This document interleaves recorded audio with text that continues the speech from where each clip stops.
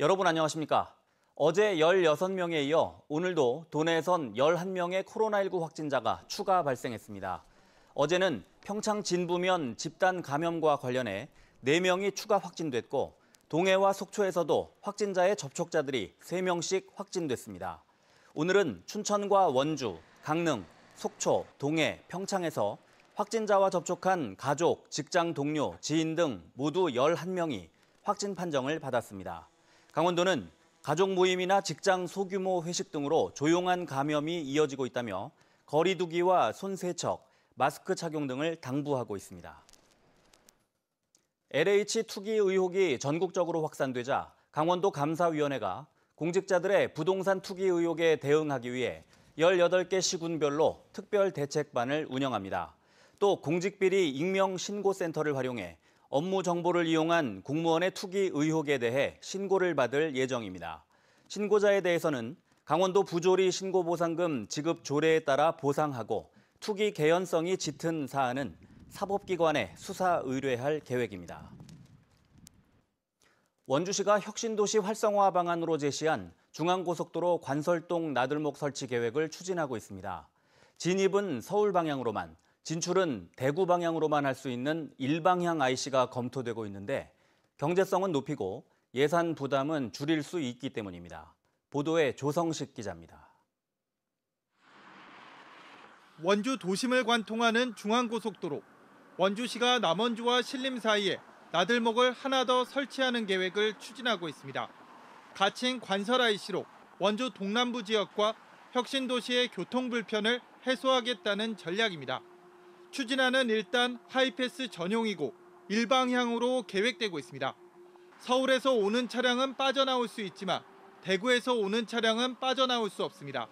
반대로 서울로 가는 차량은 진입할 수 있지만 대구 방향으론 진입할 수 없습니다.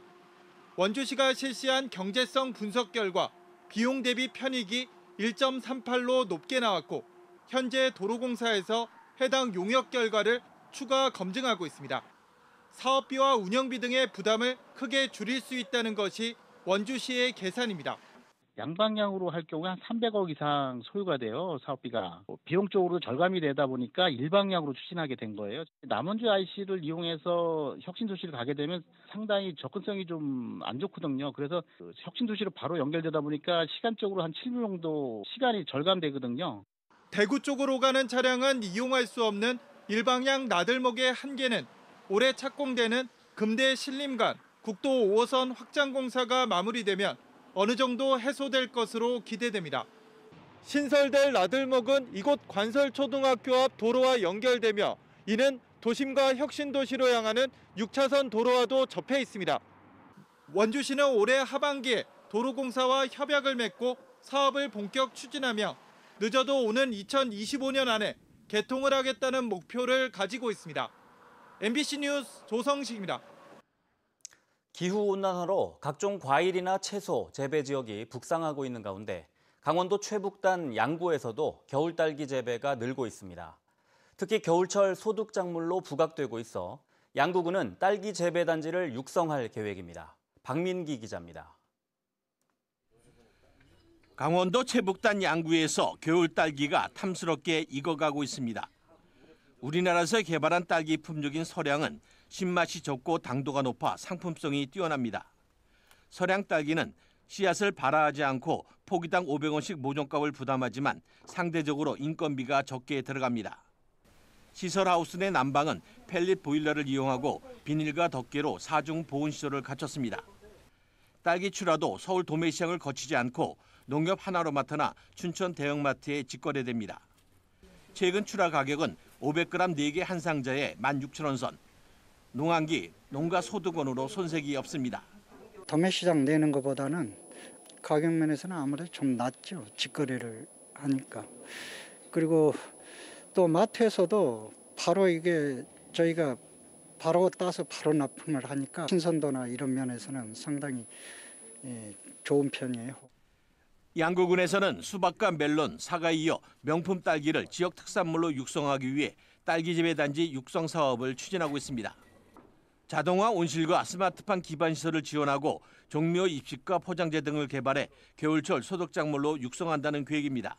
그런 어떤 딸기에 특화된 재배 시설이라든지 또 저희 그 양구에서 나오는 고품질 딸기를 홍보할 수 있는 브랜드라든지 이런 것들을 만들어서 저희가 조금 고품질 딸기로 그렇게 집중 육성할 계획입니다. 상대적으로 기상 여건이 좋은 남부 지역과의 차별화를 위해 딸기 품종을 고급화하고 직거래를 통해 가격과 품질 경쟁력을 높이는 것이 핵심입니다. 멜론과 수박, 사과에 이어 딸기가 양구를 대표하는 소득작물로 성장할지 주목됩니다. MBC 뉴스 박민기입니다. 강원도 육아기본수당이 올해 10만 원 인상된 가운데 1, 2월에 지급되지 못한 인상분이 이달에 지급될 전망입니다.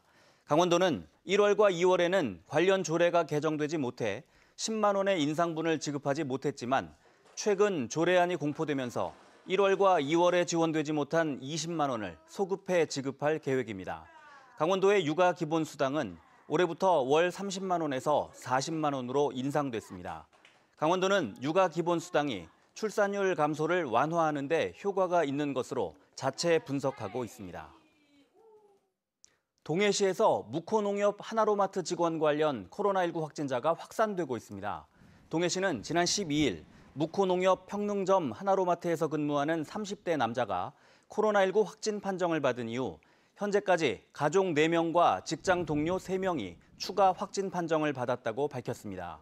강릉에서도 오늘 무코농협 하나로마트 관련자와 접촉한 175번 확진자가 발생했습니다.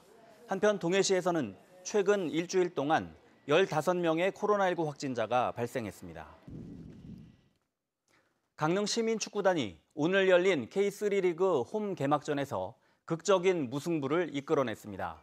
강릉 시민축구단은 오늘 오후 강릉 종합경기장에서 파주 시민구단을 맞아 후반 30분에 먼저 실점했지만 추가 시간에 동점골을 뽑아내 1대1로 비겼습니다.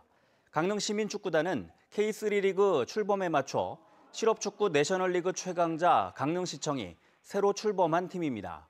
한편 개막 후 3연패에 빠졌던 강원FC는 수원 원정길에 나서 수원 삼성과 1대1로 비겨 승점 1점을 챙기는 데 만족해야 했습니다. 강릉시가 문화체육관광부가 주최하는 2022 전국 생활문화축제 개최지로 선정됐습니다. 강릉문화재단에 따르면 내년 9월 명주예술마당과 작은 공연장 단, 명주사랑채, 임당 생활문화센터, 시민예술촌, 강릉 대도호부 관아 등 강릉시 일원에서 전국 생활문화축제가 일주일 동안 펼쳐집니다. 강릉문화재단은 커피와 단오, 바우길, 차 등 강릉의 특성을 프로그램에 반영하고 생활문화 동호회 등의 참여를 유도한다는 계획입니다.